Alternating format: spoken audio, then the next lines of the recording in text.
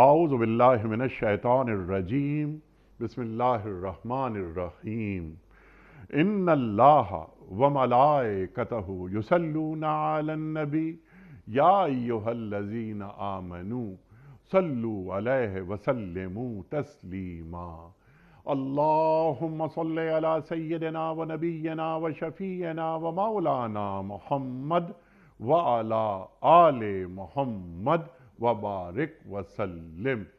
محترم خواتین و حضرات، السلام علیکم۔ پیام صبح کے ساتھ ایک بار پھر حاضر میں ہوں آپ کا میزبان انیق احمد۔ خواتین و حضرات، قرآن کریم سے قریب ہونے کی کوشش کا نام پیام صبح ہے۔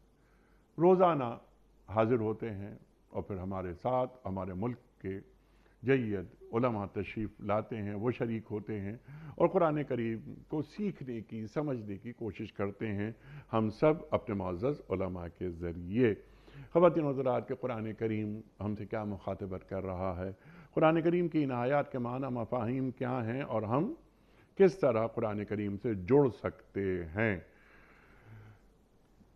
اکثر ایک شعر پڑھا جاتا ہے ہمارے پروگراموں میں اقبال کا کہ گر تو می خواہی مسلمان زیستن نیست ممکن جز بقرآن زیستن، کہ اے مسلمان اگر تو مسلمان کی حیثیت سے زندہ رہنا چاہتا ہے تو تیرے لیے یہ ممکن ہی نہیں کہ تو قرآن کریم کو چھوڑ کر زندہ رہ لے۔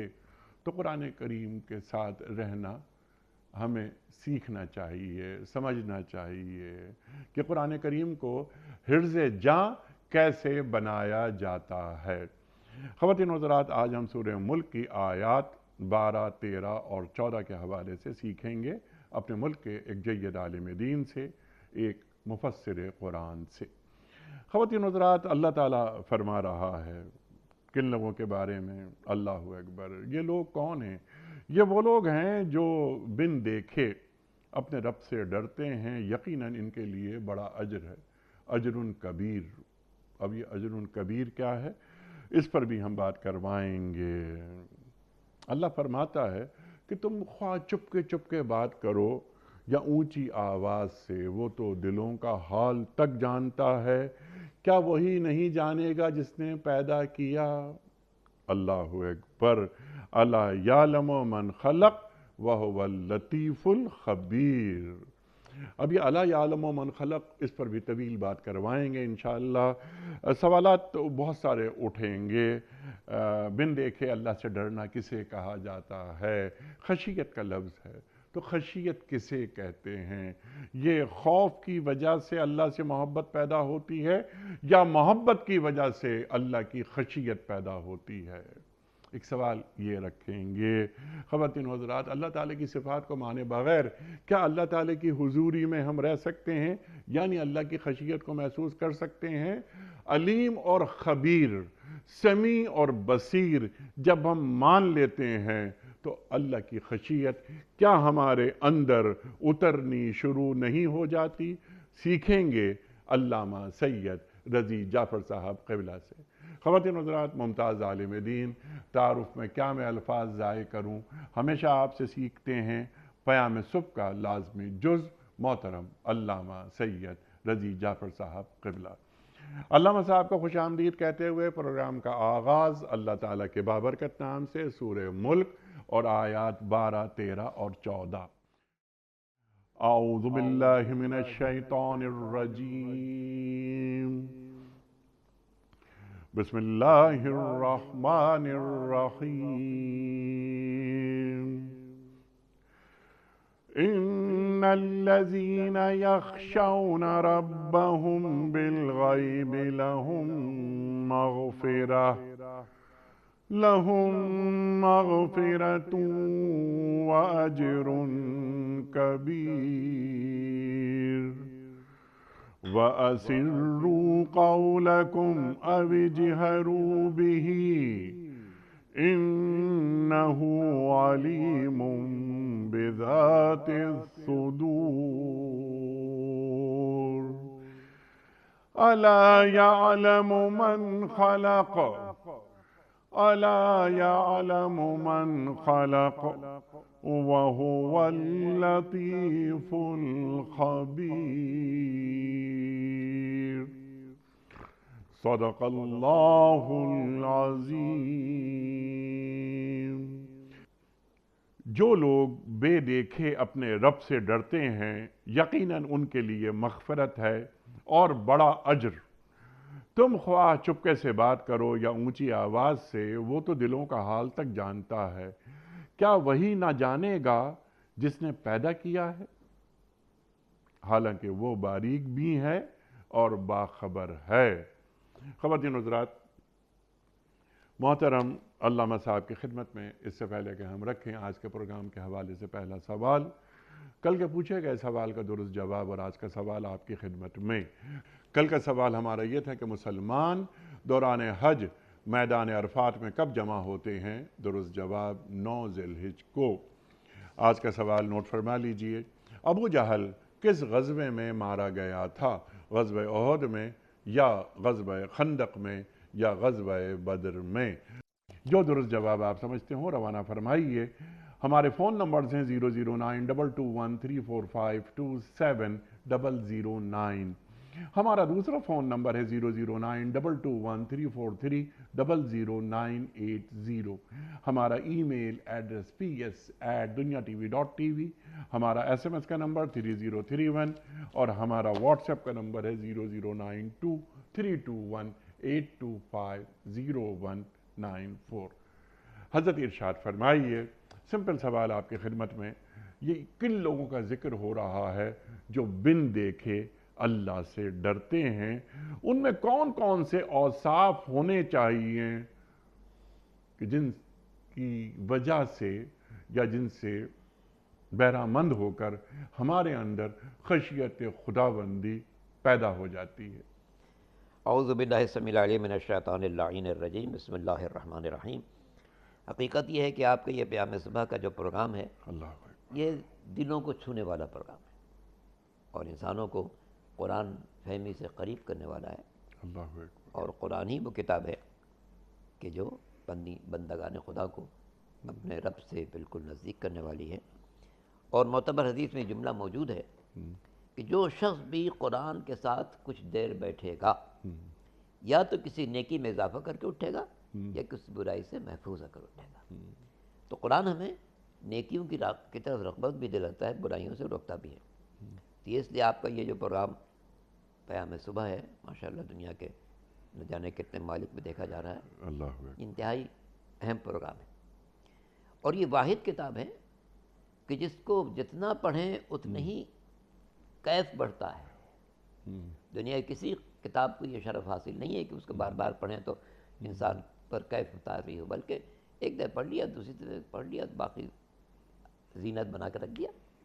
لیکن یہ عجیب کتاب ہے جس میں کہتا ہے اعلان فیہ ذکرکم، وہاں تذکرہ ہے، اللہ تعالیٰ تلاش کرو تمہاری کہاں ابتدا، کہاں ہے انتہا، کہاں ہے مقصد حیات، کہاں ہے تمہاری رفتار کا تذکرہ، کہاں ہے گفتار کا تذکرہ، کہاں ہے سیرت کا تذکرہ ہے، کردار کا تذکرہ کہاں ہے، تلاش تو کرو۔ جی ہاں، تو یہ جو آپ نے پروگرام پیام صبح کے عنوان سے رکھا، یہ بہت اہم پروگرام ہے، بہت قیمتی پروگرام ہے، بلکہ ٹی وی سے جتنے پروگرام نشر ہوتے ہیں میں کہہ سکتا ہوں شاید یہ سب سے اہم پروگرام ہے، اللہ اکبر، جس میں قرآن سے انسان قریب ہونے کی کوشش کرتا ہے۔ یہ جو آیت کا آغاز ہے، جو لوگ بغیر دیکھے اللہ سے ڈرتے ہیں، تو یہ ایک سمپل سی بات سمجھائی جا رہی ہے، ورنہ اللہ کو دیکھ کون سکتا ہے؟ جی ہاں، ہمارے ایک بزرگ تھے، وہ مغربی دنیا میں تھے، وہ کہتے تھے کہ جناب، وہ کہتے کہ ہم نے اللہ کو دیکھا نہیں تو مانے کیسے؟ جی، وہ کہتے اگر میں دیکھ لوں تو مانوں گا نہیں۔ اگر لوگ کہتے کہ میں دیکھا نہیں سے نہیں مانتا ہوں، وہ کہتے ہیں میں تو دیکھ لوں گا تو نہیں مانوں گا، کیونکہ اللہ ایسی چیز نہیں ہے جو دیکھی جا سکے۔ جی ہاں، اللہ بھی جو کائنات کا خالق ہے، کائنات کا مالک ہے، لم یلد ولم یولد ہے، ولم یکن لہ شیء کفوا احد ہے، لیس کمثلہ شیء، اس جیسی کوئی شے ہے ہی نہیں۔ الذی لا یبلغہ بعد الہمم، ہمتوں کی بلندی اس تک پہنچ نہیں سکتی۔ اور کیا عجیب جملہ ہے کسی مبارک حدیث کا، التوحید اللہ تتوہمہ والعدل اللہ تتہمہ۔ توحید یہ ہے اپنے وہم و خیال سے بالا تر سمجھو. عدل یہ ہے اس کی طرف کوئی تہمت نہ آنے پائے, اللہ وہ بات اس کی طرف نہ جانے پائے. تو یہ بغیر دیکھے, ظاہر ہے کہ اس کو دیکھ نہیں سکتے, جو دیکھیں گے وہ غیر خدا ہی ہوگا, خدا کو دیکھ نہیں سکتے. لیکن لفظ خشیت جو ہے نا یہ بڑا پیارا لفظ ہے. امام راغب اصفہانی جن کی یہ قرآن کی سلسلہ بہت زیادہ معروف ہے, انہوں نے ایک جملہ لکھا ہے کہ خوف اور خشیت میں فرق ہے. خوف ہر ڈر کو کہیں گے, خشیت اس ڈر کو جس میں مہربانی کا احساس بھی ہو. سبحان اللہ, سبحان اللہ, سبحان اللہ, سبحان اللہ. میرا مالک کتنا مہربان ہے, مجھے اس کا احساس کرنا چاہیے. یہ دنیاوی اعتبار سے جیسے ایک بیٹا, سمجھدار فرما بردار بیٹا, اپنے باپ کی شفقتوں کو دیکھتے ہوئے اس کی مخالفت سے گریز کرتا ہے. جتنا اسے اپنے باپ کی شفقت کا احساس ہوگا اتنی اس کی مخالفت سے گریز کرے گا. ٹھیک. تو بندوں کے لیے بھی اللہ یہی چاہتا ہے کہ اس کی مہربانیوں کا اعتراف کرو, ادراک کرو. کس طرح اس نے پوری کائنات کو سجایا تمہارے لیے.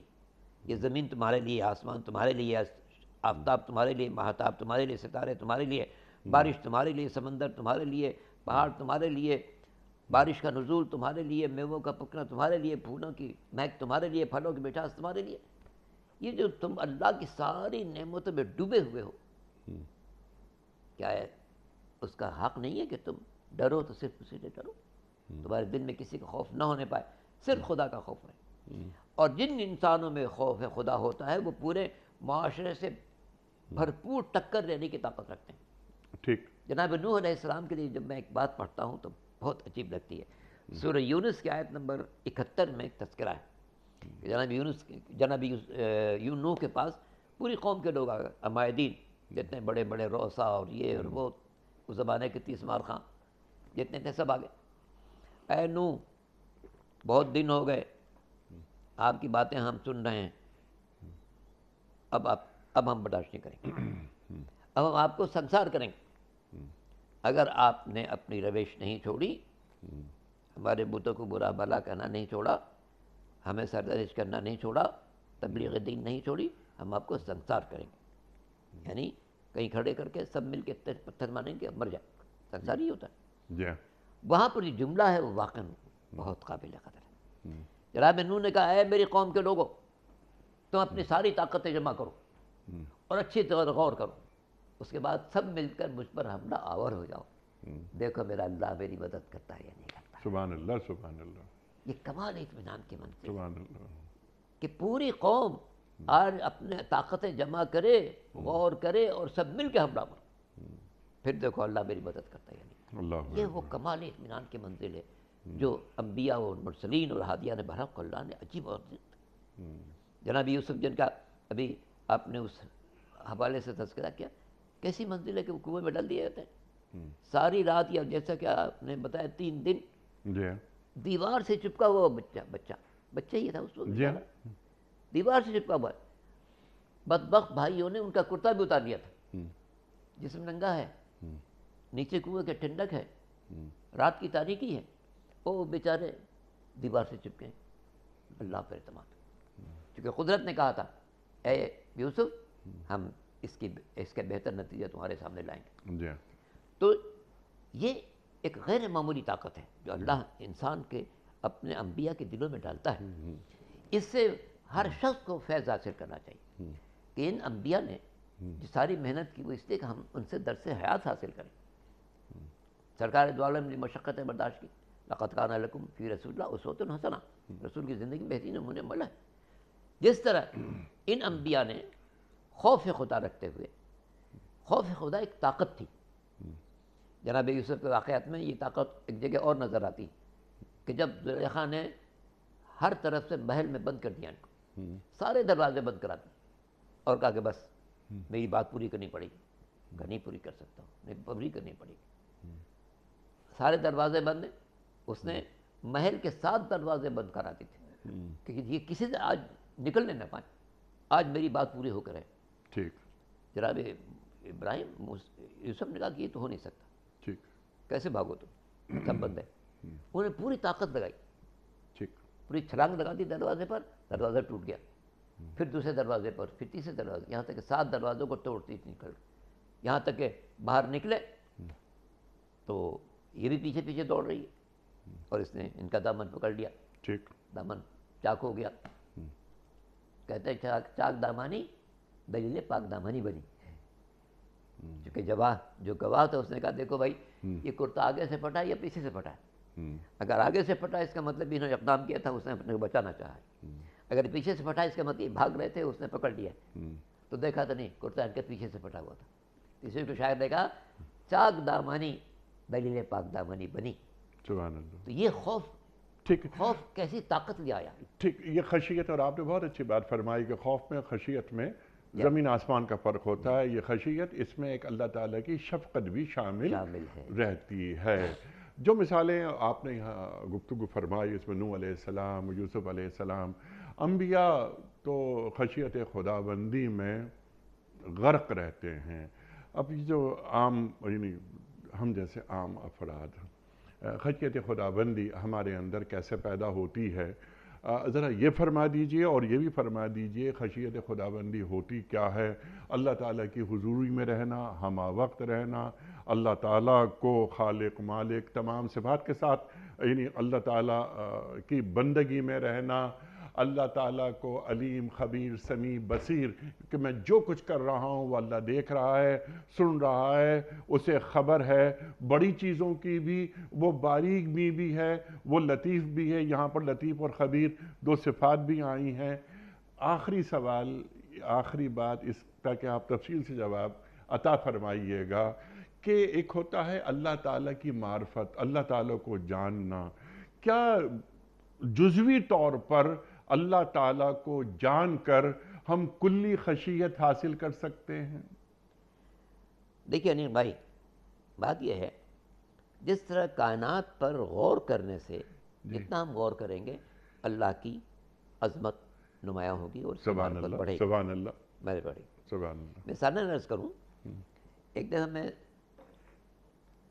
جا رہا تھا ہانگ کانگ سے سان فرانسسکو, 16.5 گھنٹے کی فلائٹ. اللہ اکبر. نیچے صرف پانی, جس کو پیسیفک کہتے ہیں, اردو میں پتہ نہیں کیوں اس کو بحر الکاہل کہتے ہیں, اس کی کاہلی آج تک مجھے معلوم نہیں, تو بحر الکاہل کہتے ہیں. پیسیفک, جی, اتنا بڑا پیسیفک ہماری دنیا سے بڑا ہے. جی, جتنے حصے پر دنیا کے 200 ملک ہیں, جی, اس سے بڑے حصے پر وہ پانی ہے. ٹھیک. میں اس وقت غور کر رہا تھا کہ یہ اتنا پانی کس نے ایجاد کیا, اتنا پانی کس نے ایجاد کیا. پانی میں 2 جز کہے جاتے ہیں, ہائیڈروجن, آکسیجن. آج کوئی اتنا پانی ایجاد کر کے میں دکھایا تھا کہ ہم سمجھے کہ ہاں بھائی اللہ سے ٹکر لے سکتا ہے. تو کائنات کی جتنی بھی چیزیں ہیں وہ انسان کو اللہ سے قریب کرنے والی ہیں, اس کی معرفت کو دل میں جاگزی کرنے والی ہے. اسی لیے بار بار قرآن نے جو تفکر کی دعوت دی ہے, مکی اور مدنی آیات میں بنیادی فرق, مدنی آیات میں زیادہ احکام ہیں اور مکی آیات میں زیادہ معرفت کے راستے ہیں. کائنات کو دکھایا گیا, کائنات پر غور کرو. ہر جتنی اشیاء ہیں ان پر غور کرنے سے انسان پر اللہ کی معرفت نمایاں ہوتی ہے. پہاڑوں کو دیکھیں, دریاؤں کو دیکھیں, پھولوں کو دیکھیں, پھلوں کو دیکھیں, بارش کو دیکھیں, موسم کو دیکھیں, برفباری کو دیکھیں, دنیا کے مختلف علاقوں میں جا کر دیکھیں کیسی کیسی اس نے مخلوقات ایجاد کی ہیں. تو جس طرح کائنات کی چیزوں پر غور کرنے سے معرفت بڑھتی ہے, اسی سے اگر انسان اپنے اوپر جو اللہ کی نعمتیں ان کا حساب کرے تو اس کا شکر بڑھتا ہے, ٹھیک, اس کی خشیت بڑھتی ہے کہ میں جب اتنی نعمتوں میں ڈوبا ہوا ہوں, سانس لے رہا ہوں یہ اس کی نعمت ہے, میری آنکھیں کام کر رہی ہیں اس کی نعمت ہے, میری زبان کام کر رہی ہے اس کی نعمت ہے, میرے کان کام کر رہے ہیں اس کی نعمت ہے, میرے ہاتھ کام کر رہے ہیں اس کی نعمت ہے, میرے پیر کام کر رہے ہیں اس کی نعمت ہے. جناب موسیٰ سے خدا تعالیٰ نے کہا کہ اے موسیٰ میرا وہ شکر کا ادا کرو جو کمال شکر ہے. لرز گئے, پالنے والی یہ ممکن کہاں ہے, کیوں نہیں ممکن ہے. کہا پالنے والا اگر میں لفظ ایک شکر ادا کرنا چاہوں تو اس کے لیے اپنی زبان کو حرکت دوں گا, یہ تیری عطا ہے. وہ تھے گویائی کو استعمال کروں گا, یہ تیری عطا ہے.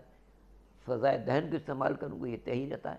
تو میرے مالک میں تو لفظ شکر ادا کرنے کے لیے تیری انگنت نعمتوں کو استعمال کرنے پر مجبور ہوں, تو ساری نعمتوں کو شکر کہاں ادا کر سکتا ہوں. جواب آئے گا موسیٰ, ہاں اگر یہ احساس پیدا ہو جائے کہ میرے مالک تیری نعمتیں اتنی زیادہ ہیں کہ میں شکر نہیں ادا کر سکتا, تو یہ کمال شکر ہے. ٹھیک. تو انسان اگر اپنی ذات میں جو اس کی نعمتیں اللہ نے پوشیدہ رکھی ہیں، وجود میں جو نعمتیں پوشیدہ رکھی ہیں، کیسے ہمارے اعضاء کام کر رہے ہیں، میری انگلیاں کیسے کام کر رہی ہیں، میرے ہاتھ کیسے کام کر رہے ہیں، میری جسم کے اعضاء جو اندرونی وہ کیسے کام کر رہے ہیں، پھیپڑا کیسے کام کر رہا ہے، گردہ کیسے کام کر رہا ہے، یہ پورے نظام پر جتنا غور کرے گا اتنی اس کے اندر احساس تشکر پیدا ہوگا. ٹھیک. یہ احساس تشکر اس میں خشیت لائے گا. خشیت کیسے آئے گی؟ اچھا ہم عام طور پہ یعنی میں آپ سے سمجھنا چاہ رہا ہوں، سیکھنا چاہ رہا ہوں کہ شکر گزاری ہو جاتی ہے، لوگ شکر گزاری کے الفاظ ادا کرتے ہیں الحمدللہ، جیسے کہ آپ نے فرمایا کہ یہ آنکھیں، یہ کائنات، یہ سانس اندر آ رہی ہے، جا رہی ہے، بولنا سکھایا تو نے ہمیں لکھنا سکھایا، اے اللہ تو نے ہمیں امت محمدیہ صلی اللہ علیہ وسلم میں شامل فرمایا، یہ شکر گزاری. لیکن ہم جب امت بنایا، اپنے محبوب کی امت بنایا صلی اللہ علیہ وآلہ وسلم. لیکن یہ شکر گزاری کی منزل، یہ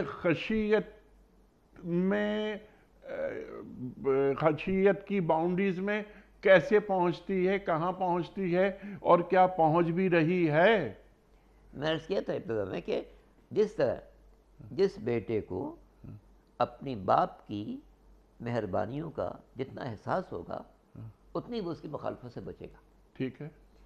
اسی طرح ہمیں اللہ کی نعمتوں کا جتنا احساس ہوگا، جی ہاں، اتنی اس کی مخالفت سے. ٹھیک ہے. یہ ایک فلسفہ ہمارے سامنے آ گیا. یہ مخالفت سے بچنا ہی خشیت ہے. ٹھیک ہے. اس کی نعمتوں کا احساس کرتے ہوئے ٹھیک اس کے مخالفت سے بچنا یہ خشیت ہے.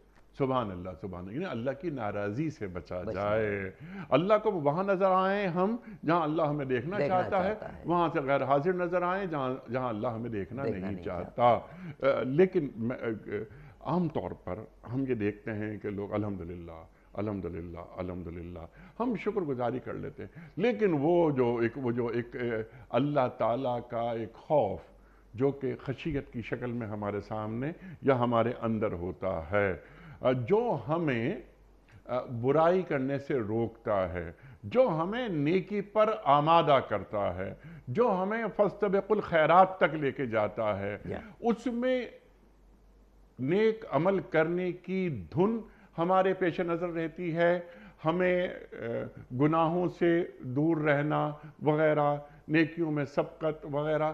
لیکن کیا اس میں کہیں اللہ تعالیٰ کی خشیت ہمارے اندر کہیں کوئی جگہ بناتی ہے یا بنا رہی ہے؟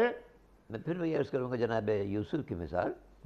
جناب یوسف بھرپور جوان ہے، ٹھیک ہے، سامنے انتہائی حسین عورت ہے، ٹھیک ہے، سارے اسباب فراہم ہیں، جی، رکاوٹ ظاہری کوئی بھی نہیں ہے، ٹھیک، مطالبہ بھی ہے، ٹھیک ہے، مگر جس چیز نے ان کو روکا ہے وہ برہان ہے. اچھا وہ برہان ہے نا، وہ نبی ہیں. جی بالکل، وہ برہان ہے، وہ نبی ہیں. اللہ ہمت بہی و ہمہ بہا، وہ معاملہ کچھ اور ہے.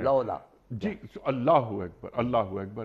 میں ایک عام آدمی کی بات کر رہا ہوں، ایک عام آدمی. یہ انبیاء کے حالات بیان اس لیے کیے جاتے ہیں تاکہ ہم عام انسان اس سے سبق سیکھیں. ٹھیک کہ اگر سارے اسباب بھی جمع ہو جائیں تو پیش نظر رکھنا کہ وہ دیکھ رہا ہے، سبحان اللہ، وہ دیکھ رہا ہے جو 7 سمندروں کے اندر گہرائی کے اندر سانس لینے والی مچھلی کی آواز سن رہا ہے. اللہ اکبر، وہ ہمارے ہر حرکات کو دیکھ رہا ہے. اللہ اکبر.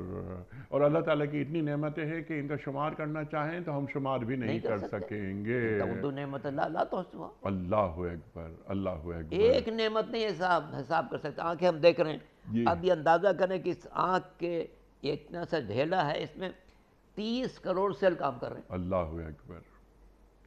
کتنا مختصر ہوگا کہ اس چھوٹے سے ڈھیلے کے اندر 30 کروڑ آ گیا.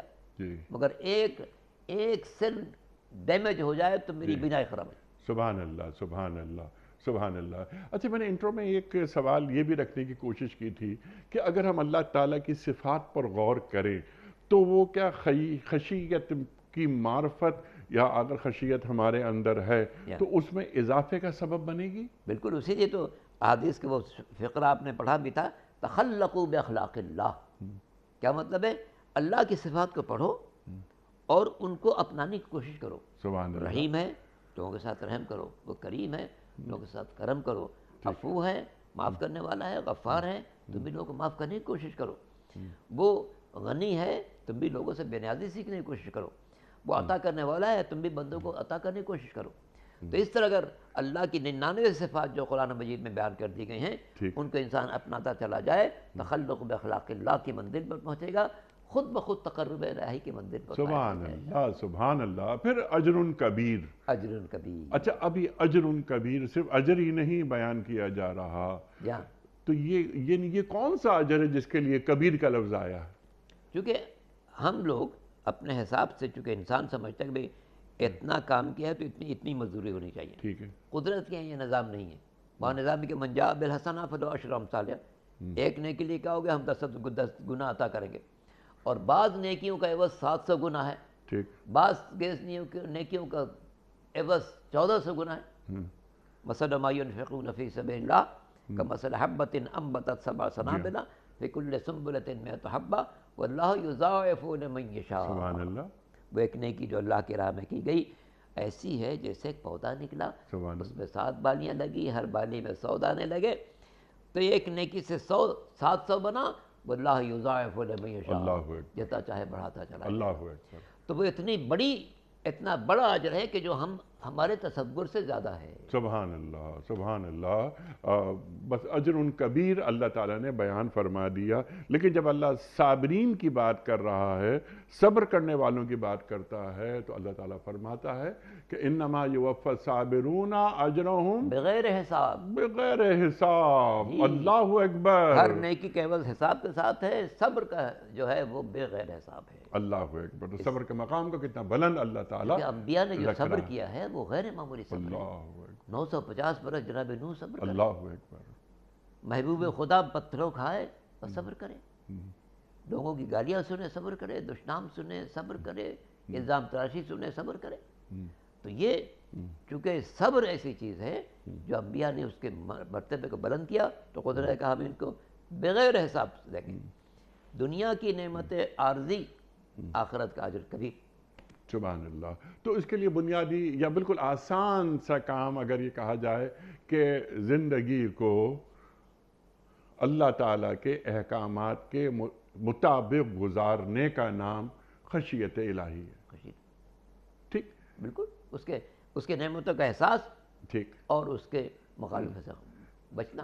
سبحان اللہ، سبحان اللہ. اور اللہ تعالیٰ سے ہمیشہ اچھا گمان رکھنا، ہمیشہ. بالکل ایسی جیسے صالح بیٹا اپنے باپ سے ہمیشہ اچھی توقع رکھتا ہے. سبحان اللہ، سبحان اللہ. اللہ فرما رہا ہے کہ میں اپنے بندے کے لیے اس کے گمان جیسا ہوں. اچھا گمان رکھو گے تو اچھا ہی پاؤ گے، بدگمانی کرو گے تو نتیجہ بھگتو گے. سبحان اللہ، سبحان اللہ. اجر کبیر پر بات ہو گئی. اب ذرا سا ہم آگے بڑھتے ہیں. اللہ فرما رہا ہے کہ تم خواہ چپ کے باتیں کرو یا اونچی آواز سے، وہ تو دلوں کے راز تک جانتا ہے. تو اللہ تعالیٰ ہماری نیتوں کو بھی جانتا ہے. ارشاد علیم بذات صدور. ٹھیک ہے. بذات صدور، سینوں میں جو کچھ ہے. علیم، عالم نہیں، علیم اس کو بھی خوب جانتا ہے. سبحان اللہ. خوب جانتا ہے. اور انبیاء کو جو اس نے مبعوث کیا ہے وہ اپنے علم ہی کی بنا پر تو مبعوث کیا. وہ جانتا تھا کہ کون نبی کتنی زحمت برداشت کرے گا. ٹھیک. اس اعتبار سے ان کا مرتبہ دیا. ٹھیک ہے. نوح کتنی زحمت برداشت کر سکتے ہیں، ابراہیم کتنی زحمت برداشت کر سکتے ہیں، موسیٰ کتنی زحمت برداشت کر سکتے ہیں، عیسیٰ کتنی زحمت برداشت کر سکتے ہیں، حضور اکرم صلی اللہ علیہ وسلم کتنی زحمت برداشت کر سکتے ہیں. جی. اپنے علم کے مطابق اس نے ان کو چنا. ان اللہ اصطفیٰ، اللہ نے چنا ہے. جی ہاں. انسانیت اس کے سامنے تھی. اس وجہ سے کہا کہ اچھا یہ لوگ ہیں جو بندوں کی مشکلات کو برداشت کریں گے، صبر کریں گے. اور کتنا صبر کر سکتے ہیں اس حساب سے ان کو عمر بھی دی. کون کتنی طاقتیں برداشت رکھتا ہے. اور اسی طرح ان کو انبیاء کو جگہیں بھی دی. اور بعض نبی نے اگر صبر نہ کر سکا تو اللہ نے اس کو امتحان میں پڑھا. ایک نبی ہیں صبر نہیں کر سکے تھے، جناب یونس علیہ السلام. جی ہاں. 30 برس تک محنت کرتے رہے. ایک آدمی ایمان لایا. چھوڑو ان کو، بیکار ہیں یہ لوگ، میں کہیں اور چلا جاؤں. اللہ کے فیصلے کے بغیر نکل پڑے. جی ہاں. تو نہ کہ اچھا، اور پیچھے قوم نے توبہ کر لی. ہاں اچھا ہماری مرضی کے بغیر جا رہے ہو تم. دیکھو ہم تمہیں دکھاتے ہیں. کشتی میں سوار ہو گئے، کشتی ہلنے لگی. اللہ نے کبھی ایک آدمی اتر جائے، کہ میں ہوں. وہاں بھی ایک بڑی دلچسپ بات ہے. اللہ نے کہا کہ بھائی اس کشتی میں کوئی ایسا آدمی ہے جو اپنے مالک سے بھاگ کے آیا؟ جی ہاں. وہ تو کہ میں ہوں. آپ تو معزز آدمی ہیں, آپ کسی کے غلام کہاں ہو سکتے ہیں؟ نہیں بالکل نہیں. پھر اس نے اعلان کیا بھائی ایک آدمی ہماری کشتی میں ہے جو اپنے مالک سے بھاگ کے آیا ہے, وہ چھوڑ دے. ان کا میں ہوں. اسے تیسرے بھی اعلان کیا بھئی آپ اتنے بزرگ آدمی ہیں, چہرے سے نظر آ رہا ہے, پیشانی پر سجدہ ہے, یہ ہے وہ ہے, میں نہیں مانتا, قرآن ڈالا جائے گا. قرآن انہی کے نام نکلا ہے. کہا اب تو کوئی مجبوری ہے, آپ اقرار بھی کر رہے ہیں, قرآن میں نکلا ہے, بسم اللہ. مچھلی نے, اللہ نے مچھلی کو حکم دیا ان کو نگل لے. وہاں حدیث میں ایک عجیب جملہ ہے, شاید کبھی بات آ چکی ہے, کہ اللہ نے مچھلی کو حکم دیا اے مچھلی میں نے تیرے شکم کو ان کا قید خانہ بنایا ہے, ان کے جسم کو تیری غذا نہیں بنایا ہے. اس نے نگل لیا, لے کے چل پڑی. فنادى في الظلمات لا الہ الا انت سبحانک انی کنت من الظالمین. جب تاریکیاں چھائیں, رات کی تاریکی, شکم ماہی کی تاریکی, پانی کی تاریکی, آواز دی پالنے والے تیری ذات بے نیاز ہے, قصور تو مجھ سے ہوا تھا. وہاں پر الفاظ ہیں کہ اگر کوئی شخص اسی طریقے سے ایسی پریشانی میں اسی انداز سے پکارے گا, کذالک ننجی المؤمنین, ہم اسی طرح ایمان کو نجات دینے والے. تو اللہ نے جن لوگوں کو منتخب کیا, ان کی اگر چھوٹی سی بھی بات ہے تو اللہ نے فوراً گرفت کی. جناب یونس سے چلے گئے, یہ کو بھی یہ لوگ ایمان نہیں لائیں گے. ادھر ان کے جانے کے بعد وہ جو ایک آدمی مان رہا ہے تو دوڑا کہ بھائی وہ عذاب آ رہا ہے, نو چلے گئے ہیں, عذاب آ رہا ہے, ادھر جاؤ. سارے لوگ جنگل میں نکل گئے, ماؤں سے بچوں کو جدا کر دیا, جانوروں کو الگ کر دیا, سب چیخ رہے ہیں, رو رہے ہیں, فریاد کر رہے ہیں, یہاں تک کہ اللہ تعالیٰ کو رحم آ گیا. اسی لیے قرآن میں ہے کہ صرف یونس کی قوم ایک ایسی قوم ہے کہ جن پر آیا ہوا عذاب ٹل گیا. تو یہ جن کے اردو میں کہتے ہیں جن کے رتبے ہیں سوا, ان کو سوا مشکل ہے. انبیاء کو مرتبہ دیا لیکن پابند ہیں مرضی الہی کے, کہ وہ اس کے حکم کے بغیر ان کو ٹلنا نہیں چاہیے تھا. ٹلے تو اللہ نے ان کو ایک نئی آفت آزمائش میں ڈال دیا کہ جاؤ مچھلی کے پیٹ میں. تو یہ اللہ نے انتخاب جو کیا ہے, ان اللہ اصطفیٰ, اللہ منتخب کرتا ہے, کہ خواہ نہیں منتخب کرے گا, وہ جن کی جوہر دیکھے گا ان کو منتخب کرے گا. ٹھیک ہے. اب یہ جوہر ان کو منتخب کیا, ان کی ایک لائف سامنے آئی تاکہ بندگان خدا ان سے سیکھیں کہ بھئی یہ کیسی زندگی گزار رہے ہیں, اپنے گھر والوں کے ساتھ کیسا سلوک ہے, پڑوسی کے ساتھ کیسا سلوک ہے, دوستوں کے ساتھ کیسا سلوک ہے, عام انسانوں کے ساتھ کیسا سلوک ہے, اولاد کے ساتھ سلوک کیسا ہے, بازار کے لوگوں کے ساتھ کیسا سلوک ہے, لین دین میں کیسے ہیں, رفتار میں کیسے ہیں, گفتار میں کیسے ہیں, سیرت میں کیسے ہیں, کردار میں کیسے ہیں, تاکہ ہم ان سے روشنی حاصل کریں. سبحان اللہ. اور ویسے بننے کی کوشش کریں جیسے کہ ان کی تعلیمات ہیں. سبحان اللہ. ظاہر ہے کہ ان جیسے تو نہیں بن سکتے, مگر جو تعلیمات ان کو انہوں نے دی ہیں, ان تعلیمات کا نمونہ جس حد تک ممکن ہو بننے کی کوشش. سبحان اللہ. اپنے طور پر حلال اور حرام طے نہ کر لیں, کیونکہ بندگی مکمل بندگی. یا ایھا الذین آمنوا ادخلوا فی السلم کافہ, اور خواہشات کو اپنا معبود نہ بنائیں. افرأیت من اتخذ الہہ ہواہ, یہ وہ لوگ ہیں جنہوں نے خواہشات کو اپنا معبود بنا لیا. تو پھر بن دیکھے نہ تو اللہ کی خشیت حاصل ہو سکتی ہے, نہ اللہ سے قربت, نہ اللہ کی حضوری میں رہا جا سکتا ہے. اب یہ چپکے باتیں کرو یا زور سے باتیں کرو, اللہ جانتا ہے. یعنی ایک اعتدال, میانہ روی, یہ بھی اللہ ہمیں سکھا رہا ہے. اچھا علامہ صاحب, میں نے ایک سوال رکھا تھا آپ کی خدمت میں کہ اللہ تعالیٰ ہمارے خیالات, ہماری نیتیں بھی جانتا ہے. اچھا اللہ تعالیٰ تو علیم ہے, خبیر ہے. ایک بات جو کہ ابھی وقوع میں نہیں آئی, یعنی عمل پذیر نہیں ہوئی, اللہ تعالیٰ تو اسے بھی جانتا ہے. اللہ اکبر. تو ہمیں اپنی نیتوں کو بھی پاکیزہ رکھنا چاہیے. علیم بذات صدور, جی, دل کے اندر, ظاہر دل کے اندر جو نیت ہوتی ہے, جی, اس نیت سے باخبر ہو. ٹھیک. اور صرف باخبر نہیں, بہت زیادہ باخبر. وَإِن تُبْدُوا مَا فِي أَنفُسِكُمْ اور تخفو ہو, يُحَاسِبْكُمْ بِهِ اللَّهُ. اللہ یہ بڑا سخت معاملہ ہے. چاہے چھپاؤ چاہے ظاہر کرو, حساب دینا پڑے گا. دل میں اگر برائی کا خیال آیا تو حساب دینا پڑے گا. اب یہ اور بات ہے کہ سرکار دو عالم حضرت محمد مصطفیٰ صلی اللہ صلی علیہ اللہ علیہ وسلم وسلم کی شفاعت جو ہے وہ ایک غیر معمولی قیمتی چیز ہے کہ جس میں آپ نے فرمایا کہ ہم اس کا محاسبہ جو کریں گے تو بس ہم ہلکا کہتے ہیں نا اس کو اردو میں ہلکا ہاتھ رکھیں گے. جی جی جی جی تو شفاعت ہے پیغمبر کی بنا پر, اور ظاہر ہے کہ حضور کی شفاعت تو سب کو نصیب ہوگی. انبیاء کے پاس جو لوگ جائیں گے آخر میں کہیں گے نہیں محبوب خدا کے پاس جاؤں. جی سبحان اللہ. تو یہ ہم سب کے لیے حقیقت یہ ہے کہ کبھی انسان مسلمان کے حیثیت سے غور کرے کتنا بڑا اللہ کا احسان ہے کہ اس نے جو اس کا کائنات میں محبوب تھا ہمیں اس کا امتی بنایا, سبحان اللہ. اس کے اسوہ حسنہ پر چلنے کو راہ نجات بنایا, ہر نیکی کا کئی گنا عوض قرار دیا. ایک جملہ جو ہمارے بزرگ کہا کرتے تھے کہ اگر انسان تھوڑی کوشش کرے تو نجات یقینی ہو جائے گی. اس کو سمجھاتے تھے کہ نہیں دیکھو, انسان اگر نیکی کرتا ہے تو نیکی کم از کم 1 کی 10 لکھی جاتی ہے, اور برائی کرے تو برائی 1 کی آخری لکھی جائے گی, اس سے زیادہ نہیں لکھی جائے گی. وہ سب دونوں قرآن کی آیتیں ہیں.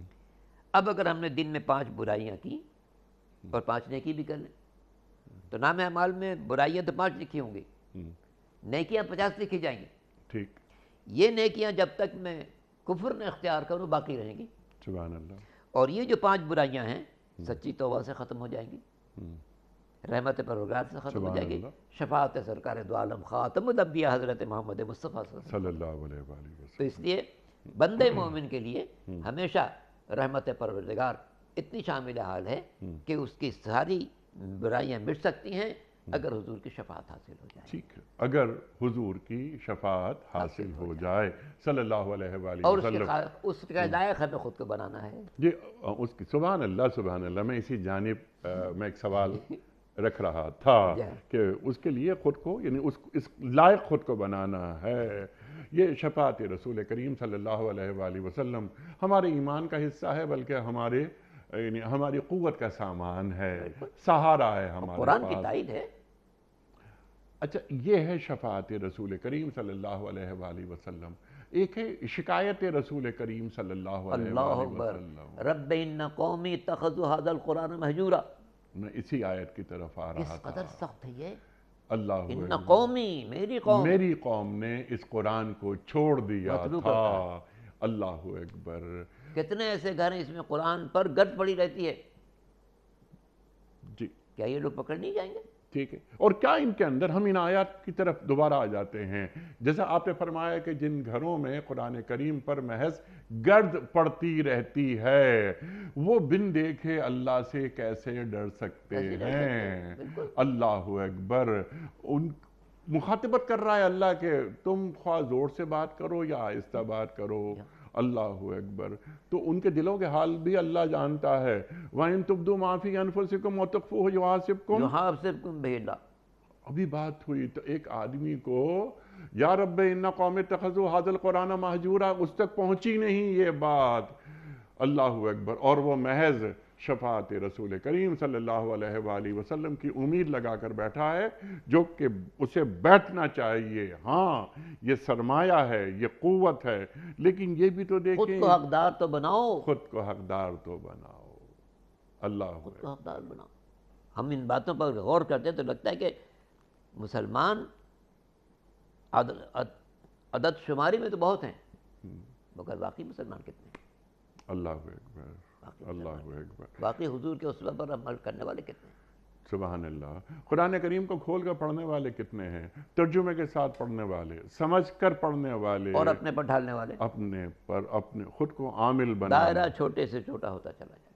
اللہ اکبر. یہ بہت بڑی کمزوری ہے ہم لوگ کی. حالانکہ یہ ایسی کتاب ہے کہ جس میں فی ذکرکم, جی ہاں, اپنا تذکرہ تو ڈھونڈو. اگر مجھے خبر ملے کہ جاپان میں کتاب چھپی ہے جس میں میرا تذکرہ ہے تو میں چاہے جاپانی زبان نہ جانتا ہوں, میں کہوں گا بھائی ذرا جا رہے ہو جاپان, جا رہے ہو, ذرا یہ کتاب لے کے آنا, دیکھو میرا کہاں ہے. جی ہاں, تو قرآن تو میرے گھر میں موجود ہے.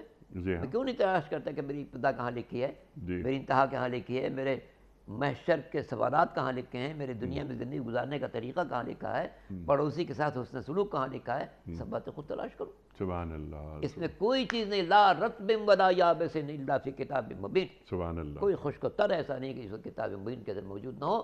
جناب ابن عباس، عبداللہ ابن عباس، مشہور صحابی، مفسر قرآن، حبر الامت، ترجمان القرآن، کہا کرتے تھے کہ اگر میری اونٹ کی رسی گم ہو جائے تو میں اسے قرآن سے تلاش کروں. اللہ اکبر. اللہ کہ قرآن ایک روشنی کا منارہ ہے. کتاب انزلناہ الیک لتخرج الناس من الظلمات الی النور. میرے حبیب، ہم نے کتاب اسی اتاری تاکہ آپ بنی نوع انسان کو تاریکی سے نکالنے روشنی تک پہنچائیں. جہالت تاریکی ہے، علم روشنی ہے. ناانصافی تاریکی ہے، انصاف روشنی ہے. بندوں کے ساتھ غضب کرنا تاریکی ہے، رحم دلی روشنی ہے. بے وفائی تاریکی ہے، وفا روشنی ہے. تمام صفات مذمومہ تاریکی ہیں، تمام صفات حسنہ روشنی ہیں. سرکار دو عالم اس لیے تشریف لائے تھے تاکہ صفات مذمومہ کو ہم سے دور کریں، صفات حسنہ کو ہم ایجاد کریں تاکہ ہم ویسے بن جائیں جیسا اللہ چاہتا ہے. سبحان اللہ، سبحان اللہ، سبحان اللہ. اللہ تعالیٰ ہم سے مکمل واقف ہے. اور پھر فوراً اللہ تعالیٰ فرما رہا ہے اب یہاں پروگرام کے آخری حصے میں، اور آخری آیت، الا یعلم من خلق. اللہ اکبر. یعنی انسان کی نفسیات سے مخاطبت ہو رہی ہے، انسان کے اعمال سے مخاطبت ہو رہی ہے، انسان کی تاریکیوں یا اس کی روشنی کے تعلق سے بات ہو رہی ہے. یعنی اللہ کیا فرما رہا ہے کہ کیا وہی نہیں جانے گا جس نے پیدا کیا ہے. اللہ اکبر. کیسے ممکن ہے کہ میں ایک چیز بناؤں، میں نے خود بنائی ہوئی یہ چیز، اور میں نہیں جانتا ہوں کہ میں نے کیسی بنائی ہے. تو جس طرح مخلوقات میں کوئی بندہ کوئی چیز بناتا ہے تو جانتا ہے کہ میں نے کیا بنایا. تو وہ جس نے پوری کائنات نے بنائی ہے وہ نہیں جانتا کہ ہم نے کیا بنایا. ہماری صفت بھی جانتا ہے، ہماری ابتدا بھی جانتا ہے، ہماری انتہا بھی جانتا ہے. اس لیے انسان پر فرض ہے کہ ہر آن پیش نظر رکھے کہ میں جو کچھ کر رہا ہوں یہ علم الہی میں موجود ہے، لکھا جا رہا ہے. فی کتاب، ایک کتاب ہے اللہ کے پاس جس میں یہ سب کچھ لکھا جا رہا ہے. اور یہی کتاب روز محشر پیش کر دی جائے گی. اقرا کتابک کفا بنفسک الیوم حسیبا. انسان اپنی کتاب خود پڑھ لے تو اپنا حساب سمجھنے کے لیے خود کافی ہے. دیکھ تیری نیکیاں بھی لکھی ہوئی ہیں، برائیاں بھی لکھی ہوئی ہیں. اور محشر میں ایک سوال بھی ہوگا. جو لوگ جہنم میں بھیجے جائیں گے ان سے پوچھا جائے گا الم یاتکم نذیر، کیا کوئی پیغام پہنچانے والا نہیں آیا تھا؟ قالوا بلا، آئے تھے، کذبنا، ہم نے ان کو جھٹلا دیا تھا. تو یہ بات انسان قرآن کو پڑھے، صرف تلاوت کوئی چیز نہیں ہے، ویسے ثواب ہے تلاوت میں، لیکن جو بدلنے والی چیز ہے وہ اس پر غور ہے، اس پر تدبر ہے، اس کے آیات کو سمجھنا ہے. اور اسی لیے سرکار دو عالم پر جو آیت نازل ہوئی، 6000 سے زیادہ آیتیں نازل ہوئیں. کبھی ایک سورہ نازل ہوا، کبھی کچھ آیتیں نازل ہوئیں. حضور مکمل تشریح سمجھاتے تھے، مکمل تشریح سمجھاتے تھے تاکہ کوئی انسان روز محشر یہ نہ کہہ سکے کہ قرآن مجھے ملا مگر کوئی سمجھانے والا نہ تھا. وہ چیزیں کتابوں کے اندر آگے تفاسیر نے انہی باتوں کو پیش کیا گیا ہے. قرآن کی ایک آیت بھی ہے سورہ نون میں، نون والقلم وما یسطرون.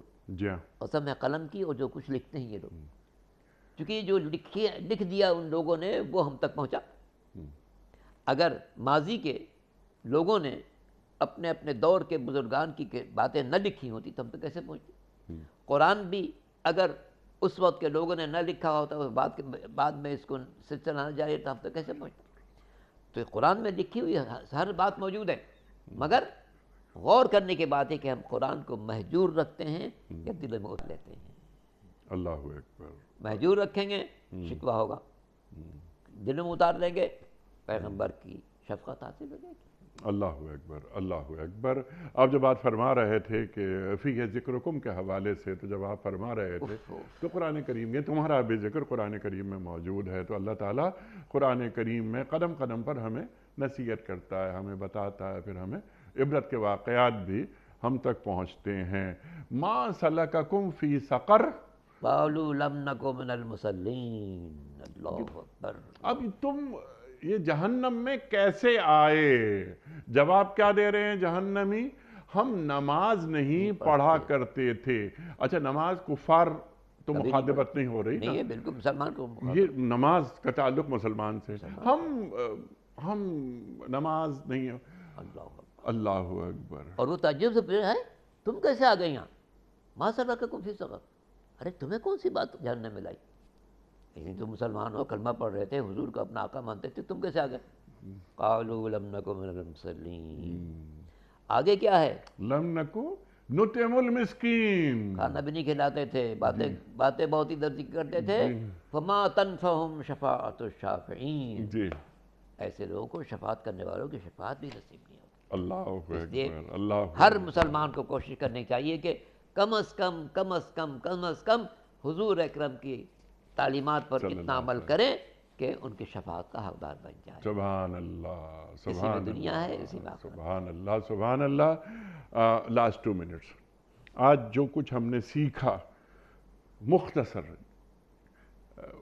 ارشاد فرما دیجئے. ٹو ڈوز، کرنے کے کام، کیا یہ آیات ہمیں بتا رہی ہیں؟ ان آیات سے جو ہر مسلمان کو سبق ملتا ہے جی. وہ یہ کہ اپنی زندگی کے ہر معاملے میں اس بات کو پیش نظر رکھے کہ میرا جو حاکم حقیقی، مالک حقیقی ہے، وہ بے خبر نہیں ہے. ایک جملہ حدیث میں پڑھ رہا تھا کہ گناہ کے موقع پر یہ ضرور سوچنا الشاہد هو الحاکم. اللہ اکبر. اللہ جو اکبر. دیکھ رہا ہے نا اللہ. فیصلہ اسی کرنا ہے. سبحان اللہ. سبحان اللہ. بندے کچھ نہیں کرتے، مگر ہماری ایک حالت کیا ہے؟ ایک چھوٹا بندہ بھی دیکھ رہا ہو نا تو ہم گناہ کی طرف نہیں بڑھیں گے، جبکہ وہ نہ ہمیں روک سکتا ہے نہ ٹوک سکتا ہے. ٹھیک. مگر انسان کی کمزوری کیا ہے؟ وہ لوگ، وہ انسان جن کے ہاتھ میں نہ ہماری زندگی، نہ موت، نہ صحت، نہ رزق، نہ اولاد، نہ دنیا، نہ آخرت، ہم ان کی پرواہ کرتے ہیں. ٹھیک. اور وہ مالک جس کے ہاتھ میں میری زندگی، میری موت، میری صحت، میرا رزق، میری اولاد، میری دنیا، میری آخرت، میں اس کی پرواہ نہیں کرتا. اللہ اکبر. کسی گناہ کا ارتکاب کرتے وقت ہمیشہ ذہن میں یہ رہتا ہے کہ اللہ بہت دور ہے، بہت دور ہے. اور توبہ کرتے وقت یہ یقین ہوتا ہے کہ سب سے قریب اللہ ہی ہے. علامہ صاحب آپ کا بڑا ممنون. ہمیشہ کی طرح آج بھی آپ سے بہت سیکھا. خواتین حضرات، ہمارے علماء کو اللہ سلامت رکھے. تشریف لاتے ہیں اور قرآن کریم سے ہمیں قریب کر دیتے ہیں. بہت ساری باتیں مزید ہو سکتی ہیں اور علامہ صاحب سے تو بات کر کے بس بہت مزہ آتا ہے اور بات سے بات نکلتی رہتی ہے. خواتین حضرات، پھر کسی قریبی وقت میں اور قریبی دن میں ہم پھر زحمت دیں گے علامہ صاحب کو، پھر سیکھیں گے آپ سے. خواتین حضرات، کوئز. کل کا سوال ہمارا یہ تھا کہ مسلمان دوران حج میدان عرفات میں کب جمع ہوتے ہیں؟ درست جواب 9 ذی الحجہ کو. آج کا سوال نوٹ فرما لیجئے. ابو جہل کس غزوے میں مارا گیا تھا؟ غزوہ احد میں، یا غزوہ خندق میں، یا غزوہ بدر میں؟ جو درست جواب آپ سمجھتے ہو روانہ فرمائیے. ہمارے فون نمبرز ہیں 0092213452709. ہمارا دوسرا فون نمبر ہے 009221343000980. ہمارا ای میل ایڈریس ps@dunyatv.tv. ہمارا SMS کا نمبر 3031 اور ہمارا واٹس ایپ کا نمبر ہے 009232182509194. علامہ صاحب ایک پرچی نکال کر اعلان فرما دیجئے. آج کے ونر کے نام کا اعلان آپ فرما رہے ہیں. پرچی برآمد ہو چکی ہے اور نام ہے بنت لیاقت علی عارف والا. بنت لیاقت علی عارف والا، پاک پٹن روڈ. پاک پٹن روڈ. اب وہ بنت لیاقت علی صاحبہ آپ کی خدمت میں دنیا ٹی وی کی جانب سے دینی کتب پر مشتمل یہ گفٹ ہیمپر آپ کے گھر بذریعہ کوریئر روانہ کیا جا رہا ہے. آپ کو بہت بہت مبارک ہو. پیام صبح کا اختتام ہوتا ہے روزانہ ایک قول پر، اور وہ قول ہوتا ہے صاحب نہج البلاغہ امیر المومنین حضرت علی مرتضیٰ کرم اللہ وجہہ کا. آپ فرماتے ہیں آخرت میں حساب ہوگا عمل نہیں. اللہ اکبر. آخرت میں حساب ہوگا عمل نہیں. اپنے میزبان انیق احمد کو کل تک کے لیے اجازت دیجیے. خدا حافظ.